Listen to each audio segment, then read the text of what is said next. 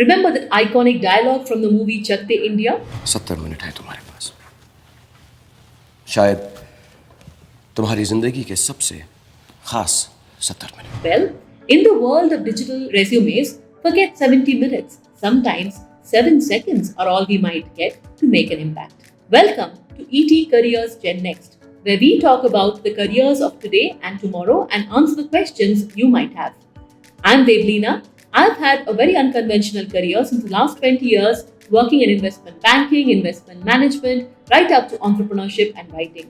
So I'll be asking the questions, speaking to experts, and bringing you the answers from those who have lived the stories. And today, we're starting right at the beginning of what makes a career, the resume. Now, when it comes to resume, we often think of cookie-cutter templates and tools and designs, but they all add up to one thing, a complete lack of differentiation in the eyes of the recruiter. So how do we really make our resumes count? How do we make those 7 seconds count? That's what we're going to answer in this video. And the answer is surprisingly simple. Can we tell a story through our resumes? Wait, resumes tell a story? If that's surprising, stick on and we'll answer a 3-step approach which can really help us build a story with our resume and make an impact. Step 1 is the voice of the story and the audience.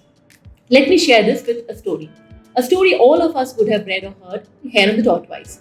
Just imagine the race is over, the hare and the tortoise are now applying for another race, right? What do you think the hare would share in the skill section of his or her resume? Strength, the speed, or what would the tortoise share? The stamina, the longevity, the winning of the race? The same race or same job, but they would share the different skill sets because that is what is authentic to them. That's what they bring to the job, right? So that's the voice, our authentic voice we need to bring to our stories or our resumes. Now, on the other side, every story has 2 sides. The side which is telling the story, which is you, and the side which is listening, which is the recruiter. How do we make it simple for the recruiter to understand? There are a couple of things which I would kind of look at. The first is to avoid jargon. When I say, I used a multi-tune tool to process a starch resource, what do I mean? I mean, I used a fork to eat a potato, but by putting in jargon and difficult word, it makes it more difficult for the recruiter to understand when he or she is sifting through thousands of resumes across multiple disciplines. So let's keep it simple. Second one, let's keep it concise. Given that we just have a page or 2 in which we have to showcase all our achievements and our background and experience, every word counts, right? So how do we make it count? There's a lot of learning from authors or people who write flash fiction. 6 words telling an entire story. For example, Hemingway had shared the story or written the story, For Sale, Baby Shoes Never Worn. 6 words tells an entire story. And even if we are not authors, we should learn from authors in how to make our words count. And there are many, many ways in which we can do that in a resume. So write from the explainer about ourselves, right? A small summary which talks about our accomplishments and our vision.